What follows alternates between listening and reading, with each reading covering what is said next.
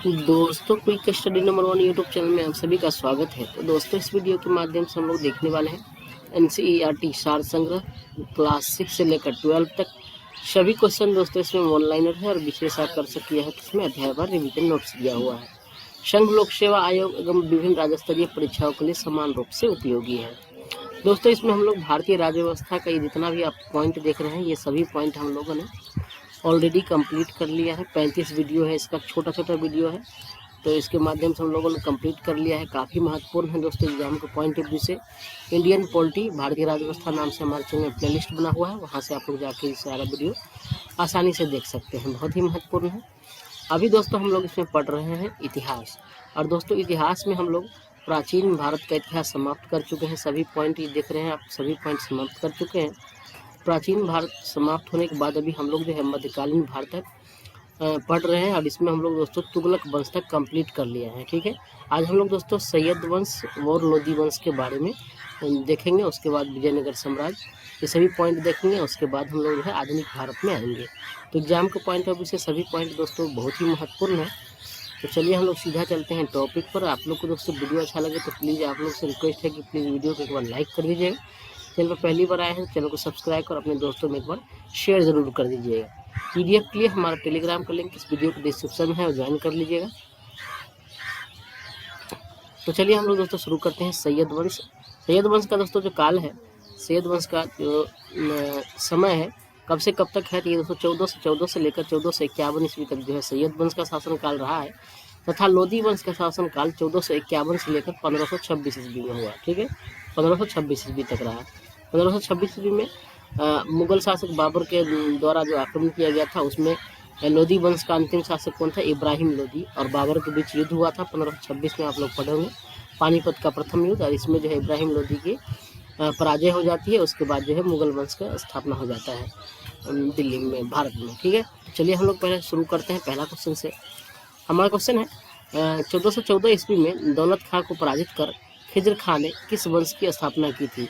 दोस्तों खिज्र खां क्या किया, किसको पराजित किया था? दौलत खां को पराजित किया था। कब? 1414 ईस्वी में इसको पराजित कर दिया था। उसके बाद जो है सैयद वंश की स्थापना किया था। अगला है रैयत-ए-आला की उपाधि धारण करने वाला सैयद वंश का शासक कौन था? दोस्तों खिज्र खां था। खिज्र खां जो कि सैयद वंश का संस्थापक भी था, और इसने जो है रैयत-ए-आला की उपाधि धारण किया था। रैयत-ए-आला की उपाधि किसने धारण किया था? खिज्र खां। अगला क्वेश्चन है सल्तनत काल में शासन करने वाला एकमात्र शिया कौन था? दोस्तों सल्तनत काल में शासन करने वाला एकमात्र शिया था कौन? सैयद वंश। ठीक है, शिया था। सैयद वंश का सबसे योग्य शासक कौन था? मुबारक शाह था। इसने तारीख मुबारक शाही के लेखक याहिया बिन अहमद सरहिंदी को संरक्षण प्रदान किया था। किसने? मुबारक शाह ने। सैयद वंश का सबसे योग्य शासक था मुबारक शाह। इसने तारीख मुबारक शाही लिखा है किसने? याहिया बिन अहमद सरहिंदी ने लिखा है। इसको क्या किया था? संरक्षण दिया था। अगला क्वेश्चन है दिल्ली सल्तनत में प्रथम अफगान राज्य के रूप में लोदी वंश की स्थापना किसके द्वारा किया गया था? ये दोस्तों बहलोल लोदी के द्वारा किया गया था। दोस्तों लोदी वंश जो है अफगान राज्य के रूप में स्थापना हुआ था, और इसके संस्थापक कौन था? बहलोल लोदी था।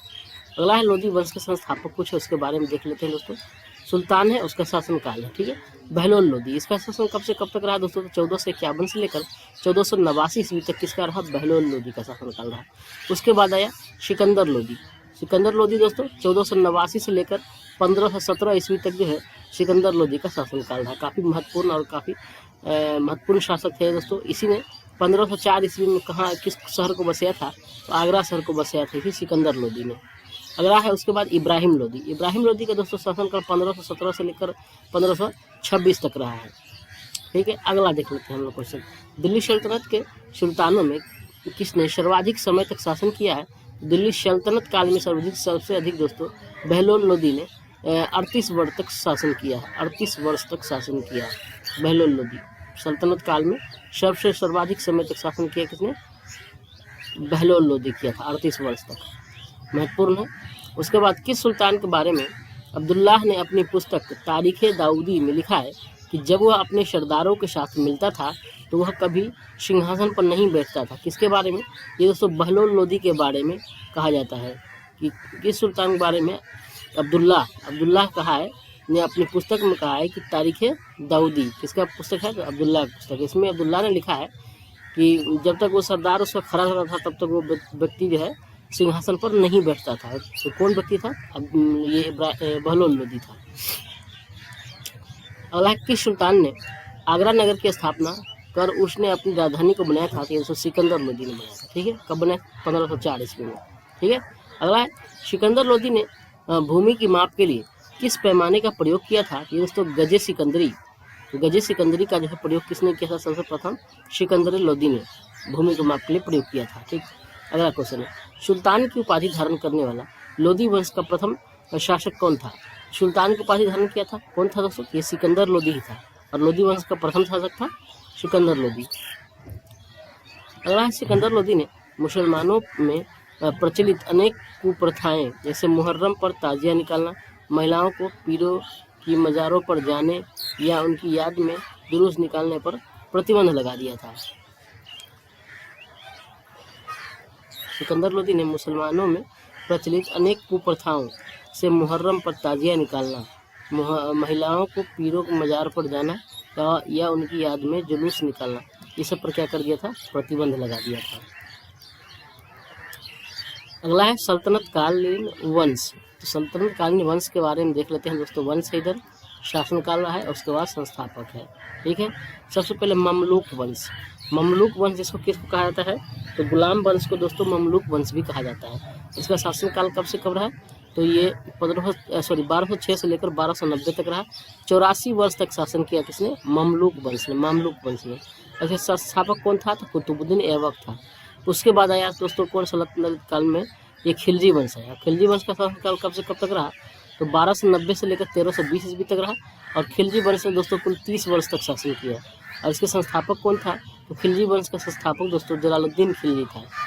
उसके बाद तीसरा में आया सल्तनत काल में दोस्तों तुगलक वंश। तुगलक वंश का दोस्तों संस्थापक जो है शासनकाल 1320 से लेकर 1414 ईस्वी तक रहा। और इसने कुल 94 वर्ष तक शासन किया। पहला 84, 30, 94। ऐसे संस्थापक गयासुद्दीन तुगलक।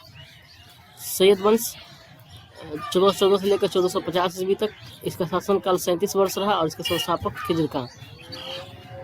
सल्तनत कालीन में उसके बाद आया था लोदी वंश। लोदी वंश का शासनकाल 1451 से लेकर 1526 तक रहा। इसने कुल 76 वर्ष तक शासन किया। और ये जो है इसका संस्थापक बहलोल लोदी था। दिल्ली सल्तनत के वंशों में सर्वाधिक शासनकाल तुगलकों का तथा न्यूनतम शासनकाल खिलजी वंश का रहा। सर्वाधिक तुगलक का 94 वर्ष और सबसे न्यूनतम खिलजी का 30 वर्ष रहा। भारतीय संगीत का प्रथम फारसी ग्रंथ लज्जते सिकंदर शाही की रचना किसके शासनकाल में की गई? ये दोस्तों सिकंदर लोदी के शासनकाल में की गई थी। सिकंदर लोदी किस नाम से कविताएं लिखा करता था? ये गुलरुखी नाम से सिकंदर लोदी जो कविताएं लिखा करता था। लोदी वंश के साथ साथ दिल्ली सल्तनत का अंतिम सुल्तान कौन था? ये इब्राहिम लोदी था। लोदी वंश अंतिम और व्यक्ति कौन था? तो ये इब्राहिम लोदी था लोदी वंश का। अगला है, वर्ष 1518 में लड़े गए खतौली युद्ध में इब्राहिम लोदी को किसने पराजित किया था? तो खतौली के युद्ध में इब्राहिम लोदी को महाराणा सांगा ने पराजित कर दिया था।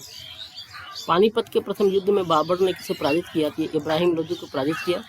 किस सुल्तान की मृत्यु के पश्चात भारत में मुगल वंश की स्थापना हुई थी? तो इब्राहिम लोदी की मृत्यु के बाद जो भारत में मुगल वंश की स्थापना हुई। इब्राहिम लोदी दिल्ली सल्तनत का एकमात्र सुल्तान था जो रणभूमि यानी युद्ध भूमि में वीर गति को प्राप्त हो गया। कौन? इब्राहिम लोदी दिल्ली सल्तनत का एकमात्र सुल्तान था जो रणभूमि में ही वीर गति को प्राप्त हो गया। अगला है, भारत में पोलो खेलने का प्रचलन किस शासक ने किया?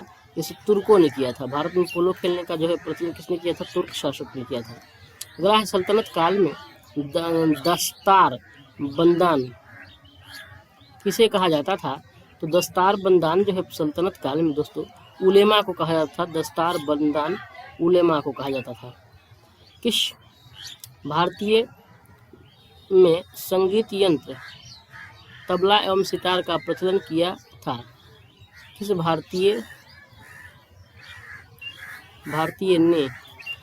भारतीय ने संगीत यंत्र तबला और सितार का प्रचलन किया था? तो था अमीर खुसरो। अगला है, हिंदी खड़ी बोली का जनक किसे माना जाता है? हिंदी खड़ी बोली का जनक किसे माना जाता है? तो अमीर खुसरो को माना जाता है। अगला है, फिरोज शाह तुगलक ने लगभग 300 नगरों की स्थापना की, जिसमें फतेहाबाद, हिसार, जौनपुर, फिरोजाबाद शामिल हैं।